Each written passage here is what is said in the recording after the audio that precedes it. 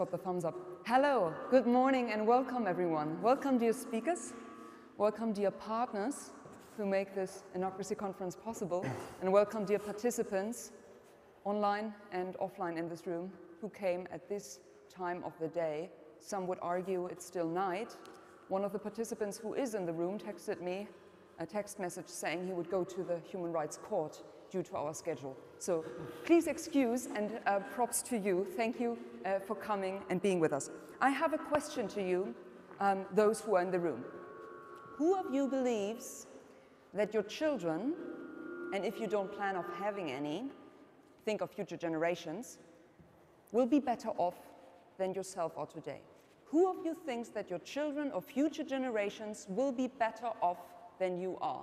If you agree they will be better off, please stand up. Or raise your arm, yes. 2, wow, what a pessimistic crowd.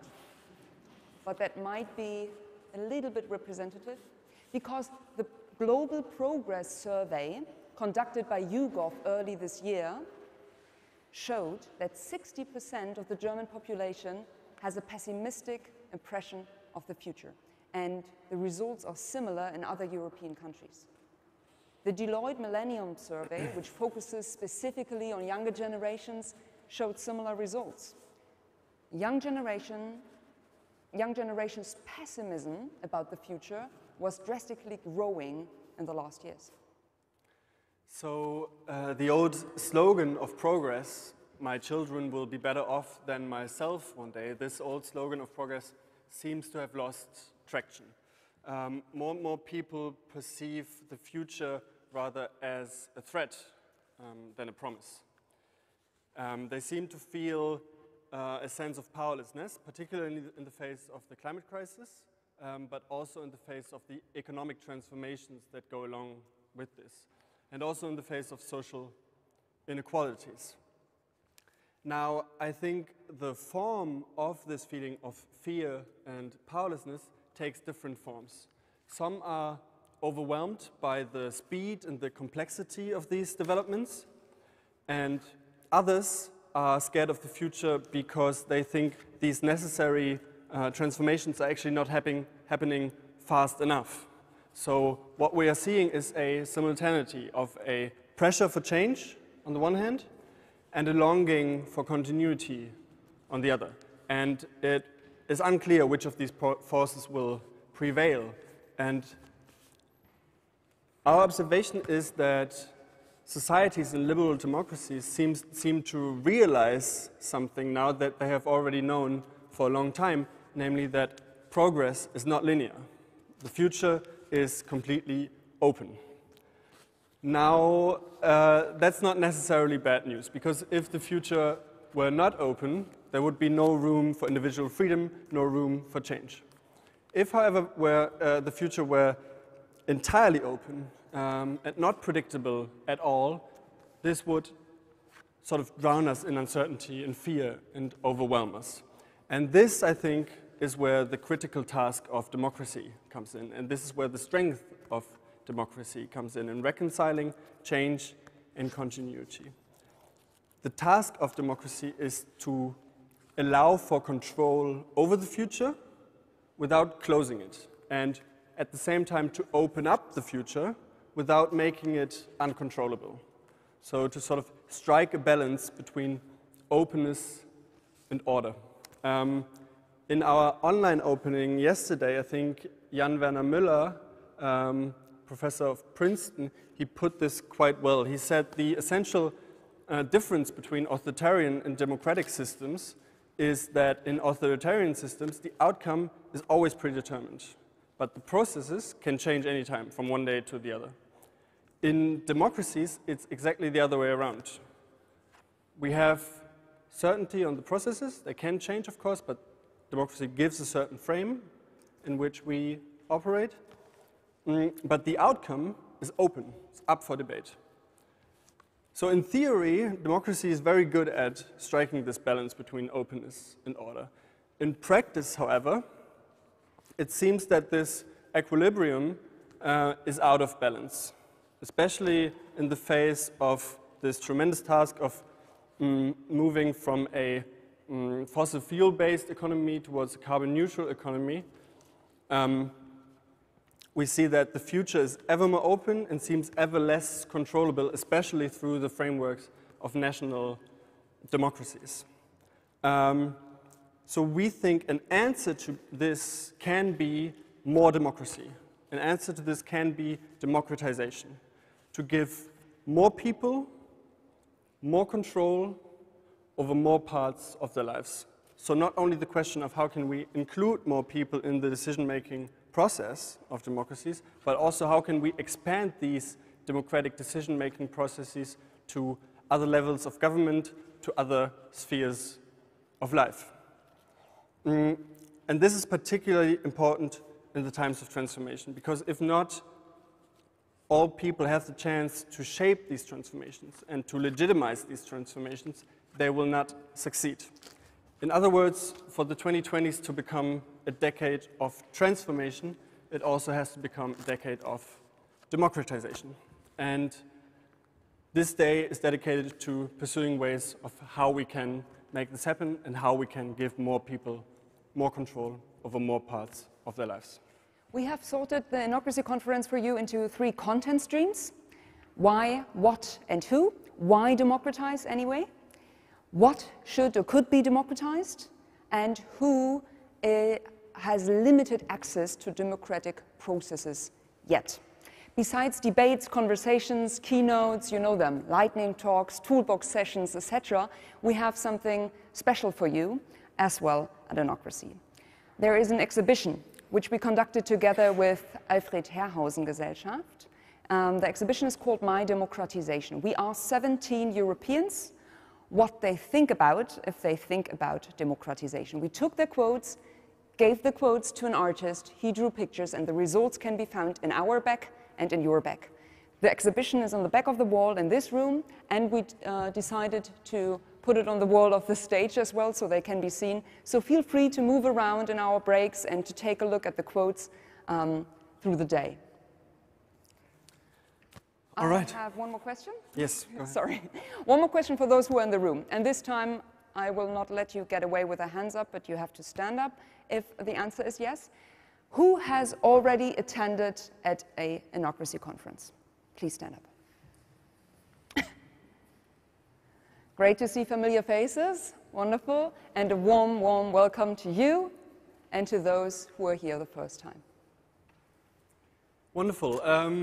Let's kick off the first session of day 2 of Democracy. Now I'm very, very excited to welcome our 2 speakers for this session to the stage. We will now speak about the question of, or about a central promise of democracy, namely political equality. And I think it's quite obvious that this promise is not fully delivered on, and we will speak about how we can get closer to this ideal of political equality. Today, the session is titled, If You're Not at the Table, You're on the Menu, Political Inequality and Democratization. And for this conversation, I now welcome our 2 speakers. Anna Meyer, who is editor in the weekly newspaper Die Zeit, and who's also an author of the book Die Elenden, and Ouassima Laabich-Mansour, who's a project manager at Superlab, and who's an expert on anti-racism work and political participation. The stage is yours. Enjoy.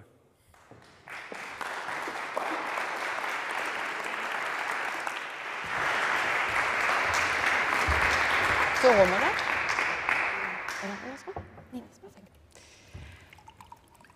Thank you so much. We're very, very excited to be here and to be speaking. What I was thinking about when I read the title of this panel that we're having was that essentially, to me, democratization or being a political person always consisted of having enough money to think freely. I grew up poor, which is what my book is about, and as a teenager I was very into talking about climate change and thinking about how the world will get this done, but I didn't really think about my own political position. I didn't see my parents as the oppressed or anything. I didn't get that.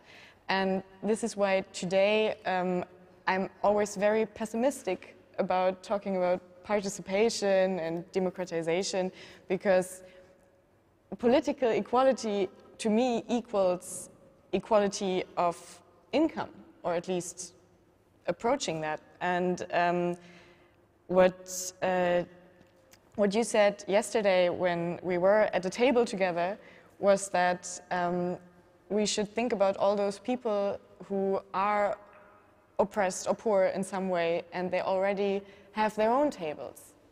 And we should look at those. And to me, this was actually something new, because what I always thought is that you're not getting a table when you're not getting any money, and you're not getting, I don't know, political thought. Yeah, I'm absolutely with you. It makes total sense. First of all, that we don't even talk that much about then class in Germany and how it affects, right? And then if I look into my biography, what radicalized or politicized me was in my teenage years as well, where I started to realize, okay, there are certain inequalities, and there are teachers who see me like that, and okay, I grew up with 5 brothers and 2 sisters, so with all of this prejudice that comes with having a big family, right, and having a visible so-called migration background or being of color. So it's interesting how many people start, if they, how it's a privilege to not be politicized or to not become political, right? Because some people don't have that choice.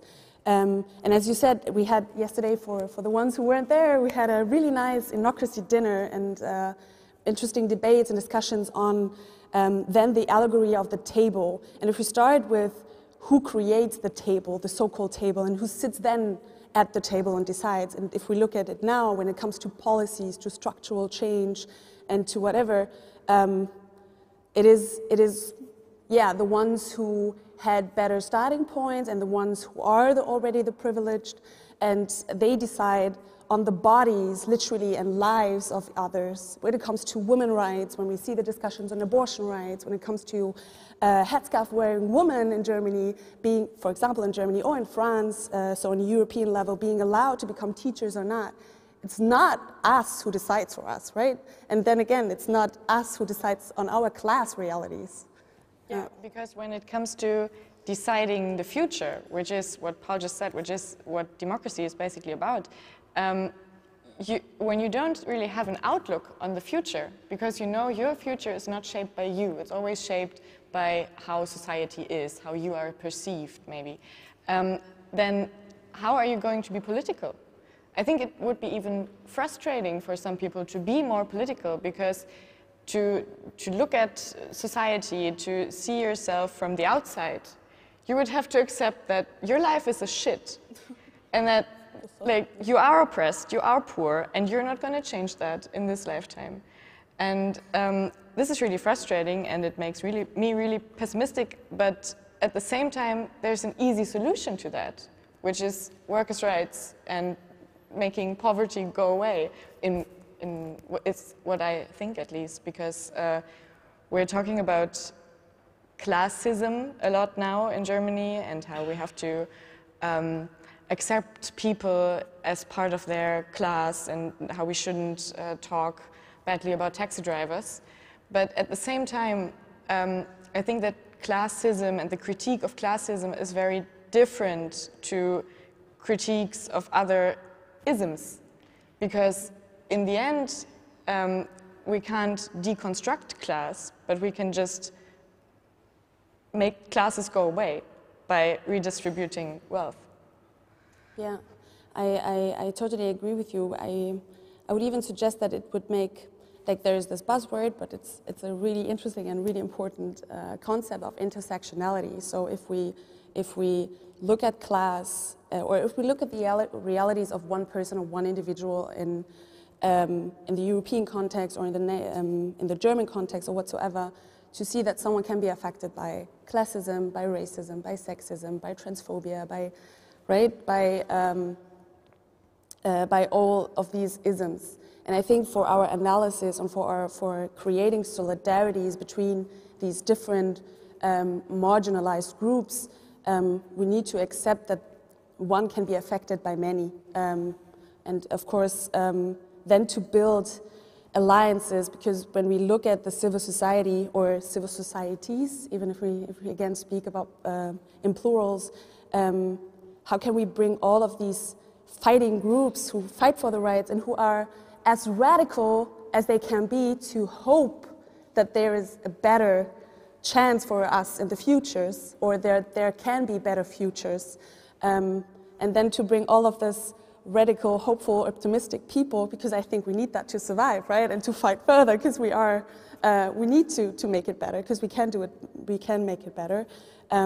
Yeah, and that's the thing, then to build tables for ourselves, or maybe sit on the floor, look each other, right? Look each other, why even tables, right? So look each other into our eyes and make the promise, I see you and you see me, and I can understand maybe not fully your struggle, because I'm not affected by anti-black racism, for example, but I want to fight for you, and I know you will fight for me too. And it sounds a bit pathetic maybe, but we need that, because, yeah, I think we cannot wait for somebody else to do that for us, right? But at the same time, when you think about the tables or the carpets of the powerless who sit on the floor together and support each other, then how are they going to really change something? Because a table with a lot of people without power is not going to affect power structures, is it? Yeah, it's a yes and no. Because I think if, okay, yesterday we mentioned Gramsci twice, and if we look at this brain of Gramsci's who talked about the power of definitions, for example, in civil societies, who defines what democracy means, who defines what freedom means, who defines what solidarity means, and so who defines what mutuality means, for example. And then we have these fights over, for me, democracy is that, for me, democratization means that, and the other, maybe civil societal actor says, no, for me, it means the total opposite. But we have these fights internal, or this fights over definitions, for example, and even that is in itself super important. Like even who then sits on the carpet, I like that, on the floor and discusses with and says, from my point of view, from my understanding, I want to put that in the middle of the discussion right now. And then of course you have to discuss that, and then you will have people who don't like what you want to say, because even if we think of futures, and it's so hard, but not everyone wants a kind of progressive, inclusive society, or wants everyone to have a say, or wants everyone to have their rights. I don't know, it doesn't even have to be populist only.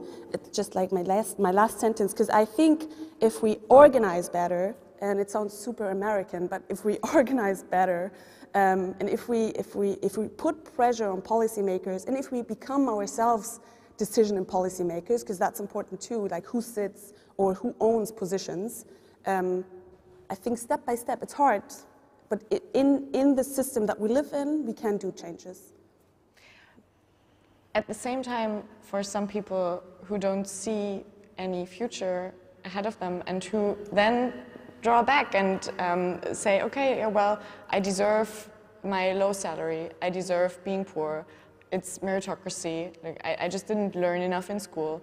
I think that you don't really, like, can you really get to those people by political participation programs, or don't you just have to change their lives without asking them, which is super paternalistic, yeah. But at the same time, when you don't have the words, when you don't have a way to describe the society around you as something that oppresses you, as something that is harming you, because all the sentences that you know lead you to knowing, oh well, it's just my life.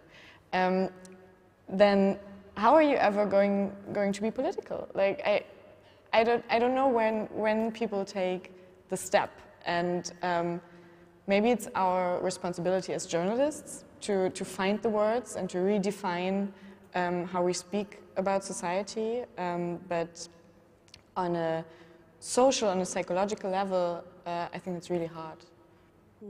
And yeah. I like how we became the bad and the good cop, pessimistic, more optimistic part of this discussion. Sorry. No. It's You can be a little bad if you want to later. No, it's super important, especially when you said that this myth of everyone gets what they deserve, because in the societies that we live, if you just work hard enough, like this, in the capitalistic system that you live in, if you do everything you can become someone or somewhat.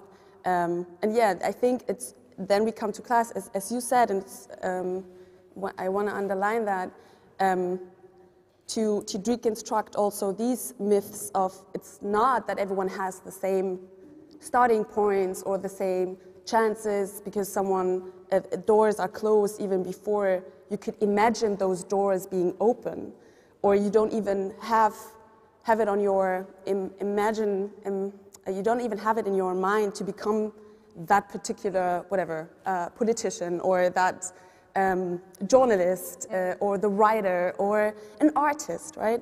And I think for me personally, and when I look again into my own biography, this kind of context, I had the incredible privilege to enter safer spaces of youth work, organized youth work, where I had role models who showed me, okay, their parents weren't either academics, they grew up in kind of harder circumstances, but they became a lawyer or they became this incredible artist whatsoever. And for me, it was like, wow, okay, like 10-year-old Ouassima was, oh my God, you are real, and you are a lawyer? This cannot be possible. Which is great, but isn't that just the wrong thing? Isn't that just also meritocracy and telling people that if you work hard, you can achieve it? The thing is, of course it is, but it's also true, how to say that? It's to let people, or to have the spaces where you can dream of yourself, like where you define who you want to be and who you're not, especially when it comes to racism, discrimination, right? So you have the space to just start being creative and being by yourself without being labeled as Muslim, as black, as poor, as whatsoever. And just to have this chance, it starts with that, for me personally. And I think we need all of that parallelly.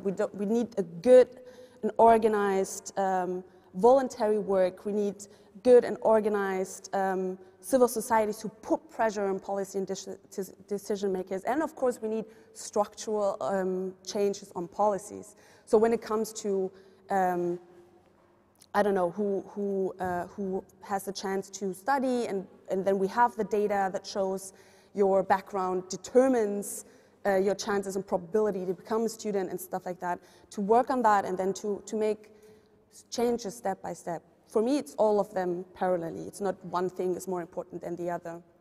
Yeah, and I would always argue that money is the most important because identities are basically shaped by money. Like what we buy, what we eat, what we want is actually who we are, which is super sad, but it's capitalism also.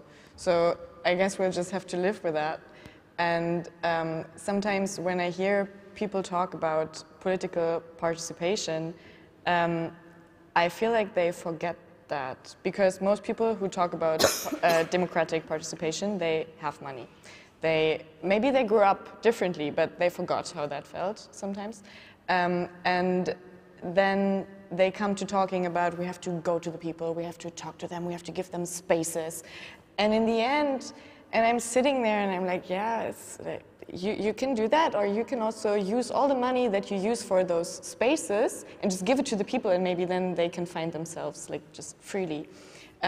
Which is where sometimes I think progressing in this part of society is kind of a liberal project, because what I would sometimes wish for is having less paternalistic approaches in that field and trusting the people more who are in the end just poor, like they just need higher incomes.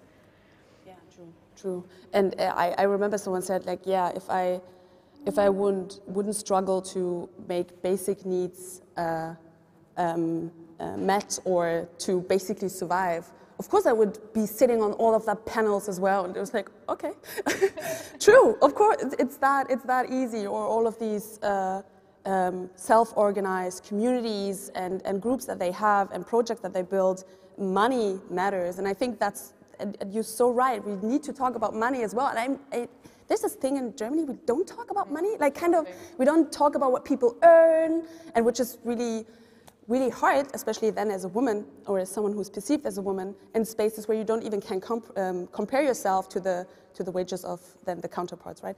But this like another topic.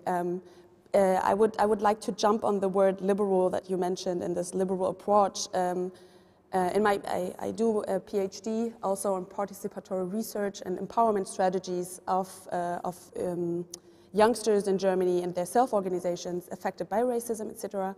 And there's this concept of empowerment, right, that a lot of people use right now, and even companies use. So it's the neoliberalization of actually a highly political term, and a highly, which is rooted in the civil rights movements, also in the United States, of black people. And there is this definition of liberal empowerment, then to have an individual, an individual empowering themselves or being empowered to pursue their dreams and become the one that they want to become.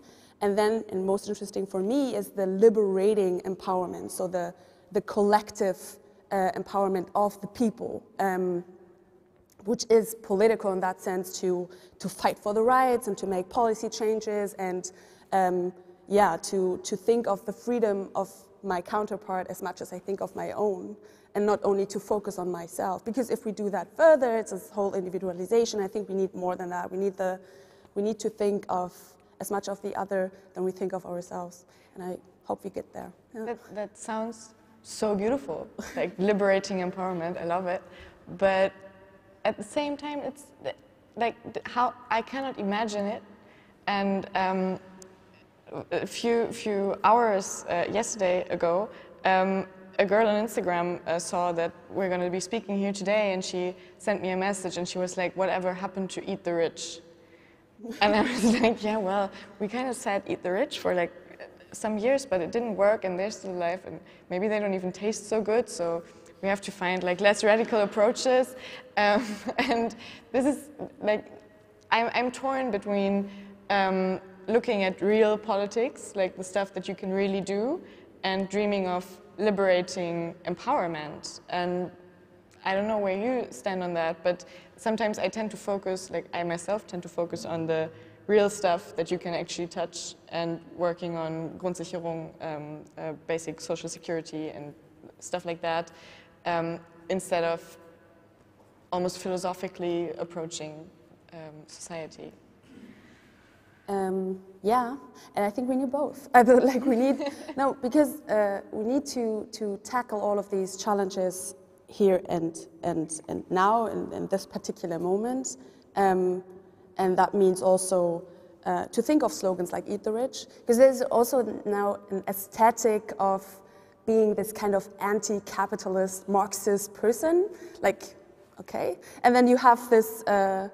And again, it's also it takes real meaning of radical change. If we, for me personally, if we just continue and repeatedly say slogans without actually thinking of them, what do we mean by that? And it's not only with "Eat the Rich," but also like terms like empowerment, like terms like decolonization. Like it's used and used and used, but what do we mean by that? Because decolonization is often abolishing systems, right? So for me, it's both, because yesterday in the setting of the dinner, we touched upon thinking of futures also, and you see, I use futures in plural because there are possible many parallel existing futures as we have many parallel existing presents. So if we now fight in the present for right. And as you said, basically, so Grundbedürfnisse of people are being met, and having policies that guarantee, and let it be the quota, that guarantee that certain groups are becoming more represented. We are fighting and fighting and fighting, which is good and which is needed. But we need also the spaces to imagine the futures that we are fighting for. Because, you know, we are busy with the fights now, but for what? Like, in the sense of, let us imagine, and I know it sounds again really pathetic, but it's so important to think of where do we want to be in 2070. And if people don't do that who are already marginalized in the present, the marginalization is just transferring and translating into the futures again.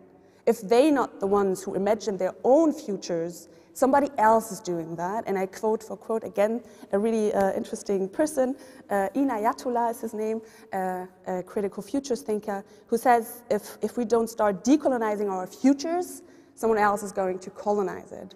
So there are already people thinking of, hey, where do we want to be in 50 years?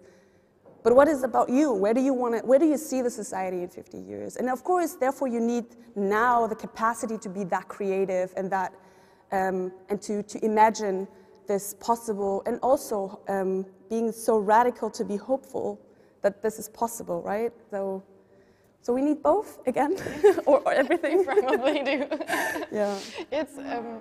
It's kind of sad because this thinking into the future, thinking out of the box, thinking about renewing a system, it really scares people because they are at ease with the narratives that we already have, you know? When you feel at home in that narrative and somebody presents a new one to you, that's so hard. I noticed this in my book. I wrote about how we shape our own life, like how life happens to us. And I said, in the end, you're just lucky. Like, you're lucky you entered a safe space where you could find your identity and your talents. And I was just lucky that at the right time somebody said to me, oh, why don't you apply here? Why don't you do that? And to many people, this idea that deconstructs everything they thought they worked for, or they had, or they were talented at, that made them really, really angry. And that was also super depressing to me, because I thought, oh well, like, you can reshape narratives as much as you want, and you can even reshape narratives that actually make people, what I thought, more free and happier, because they know, like, it's not my fault that I have a low salary, it's not my fault that I failed at some point in my life, it's just like life. But it doesn't really help. And so reshaping the future, or thinking about new futures, how do we think of narratives that don't disturb people in their most inner home? Yeah. You know what I mean? Yeah, I do. Yeah. I don't have an answer to that, you know? It's just, yeah. And maybe it's just about security, like about a society that tells you, we will, like, hold you somehow, we're here. But that sounds pathetic again. In the end, everyone's always sounding pathetic talking about this, right? Yeah, but maybe that's also because we are so used to, and it's so important to talk about the problems, right, and the challenges, and to define them, and to have a common ground. What are we talking about? It's maybe then the revolutionary act, as it's, for example, for people who are affected by racism and discrimination, to do radical self-care as a revolutionary act. It's then maybe for us who are working in fields with people and for the people, hopefully all of us are doing kind of these kind of things, where we need to have, I mean, if we stay that pessimistic, and which I understand, because life is super hard, right? And reality is, but it is, especially, it's harder for some people than for the others. And it's easier for them who have everything to talk about, be positive, right?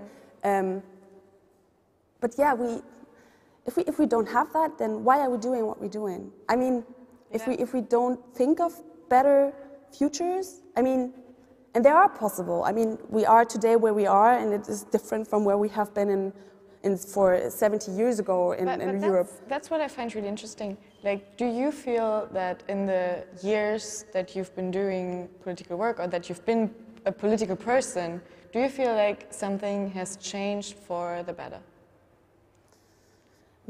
Yes and no, but yes. But first, yes. No, I mean, I think we all saw the horrible, and you quoted her in the beginning, the horrible show of the person who talked about it's all about just diversity and just quotas. And if I ask someone where you come from, and this really, 90s kind of discussion or 80s kind of discussion. That still totally exists in so many people's heads. Right. And and then I think, oh wow, we're really not doing this again, and we're not really talking about the question of where you come from again, when we actually should talk about structural changes and I have a policy background, that's why I talk about policies all the time, where we need, like, you know, really having these kind of changes and think of better ways of doing that. And then in these moments, I think, what am I doing? Like, okay, this was not, this is warum sonst, basically, like, this was for nothing. And then I see, when I work with young people and when I compare it to the realities 15 years ago, I see that things changed. Like them, for example, young Muslim women, and on the intersection of young being young Black and Muslim, being young Roma and Muslim and stuff, and a woman, or defining themselves as a woman, then I see how self-confident they are in who they are, with what I wasn't when I was 15 or 14.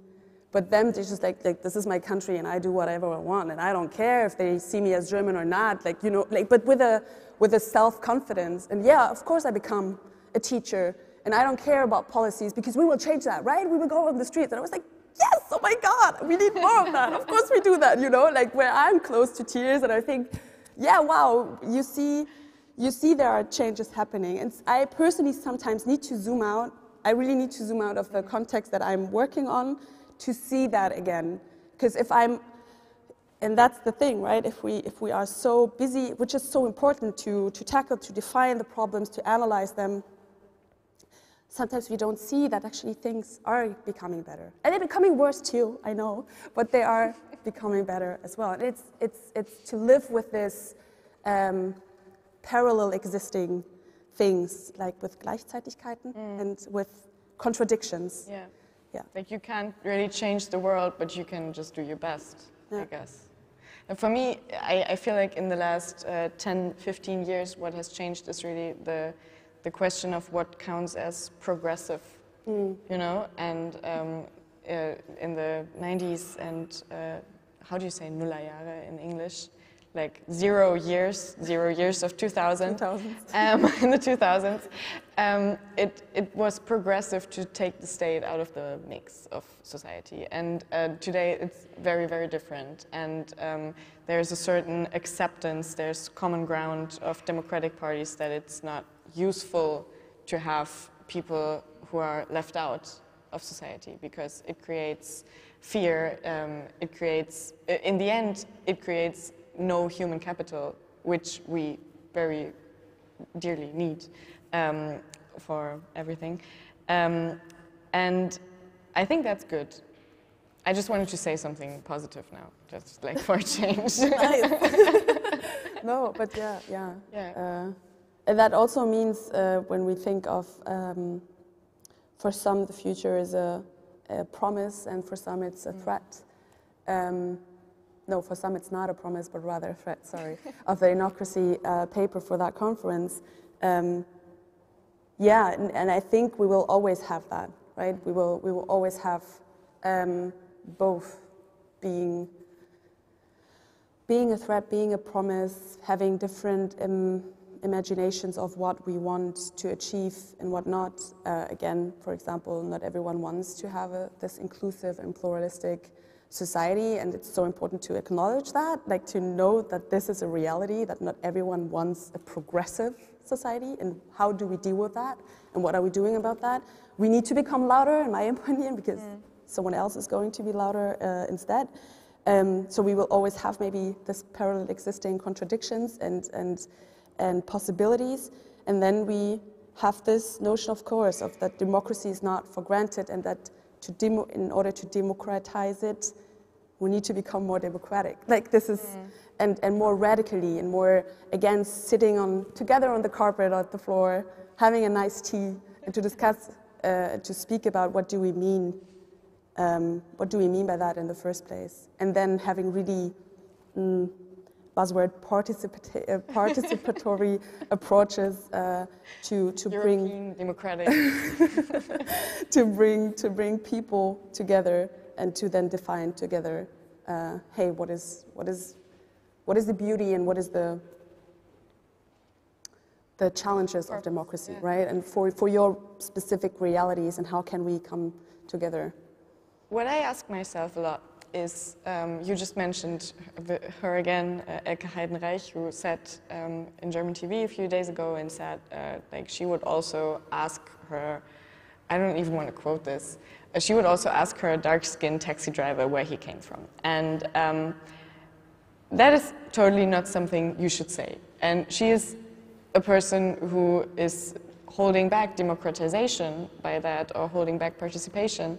But I've been asking myself, how do we make her responsible? Should we?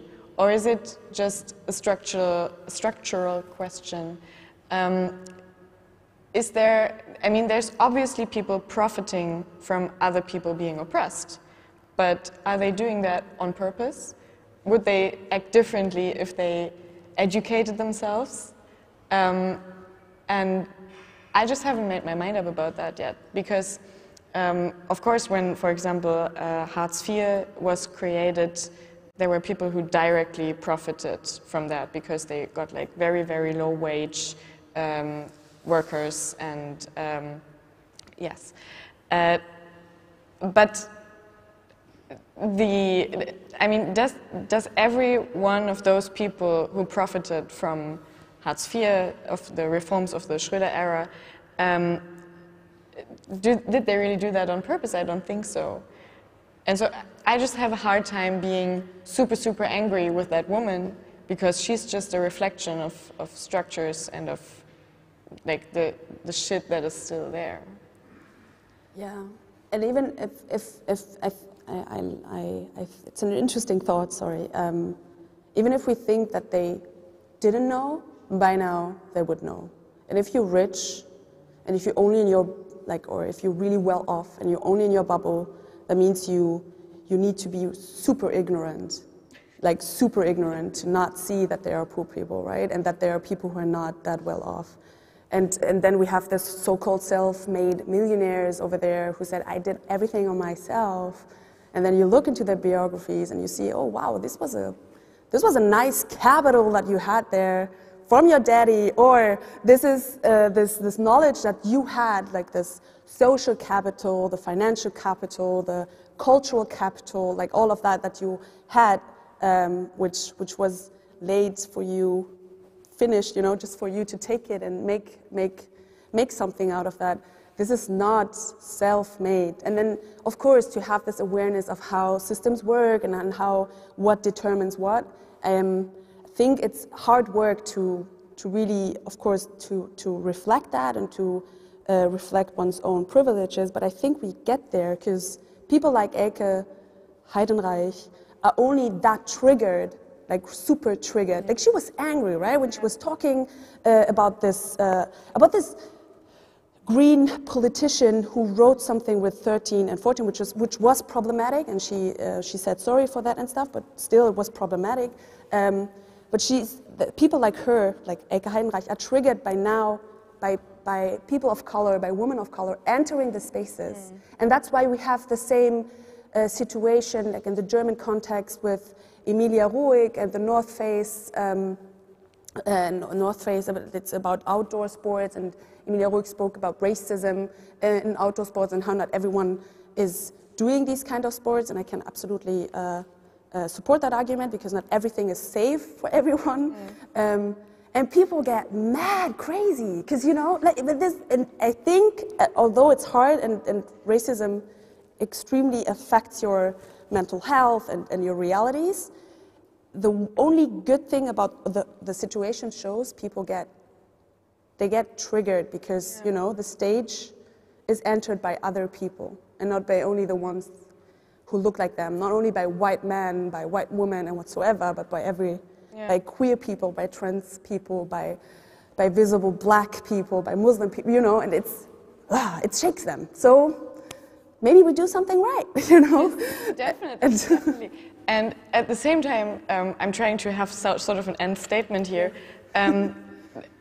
We're doing something right and something is shifting and she's totally triggered, which is actually nice, but she's also still totally powerful. Yeah.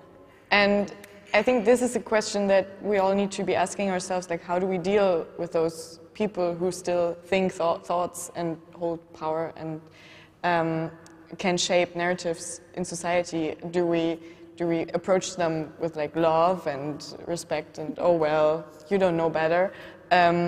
Or do we go into a discussion, what do you actually do? And I think this is like a super hard question. You started with distributing money and wealth, and I would add distributing power to that too. Yeah. Thank you. Thank you, guys.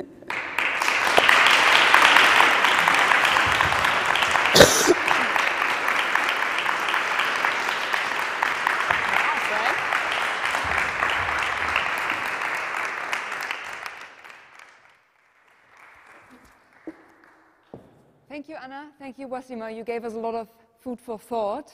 For example, to discuss about the touchable and the non-touchable means of change. Good news, you guys don't need the touchable stuff today. We invite you for lunch and dinner and drinks.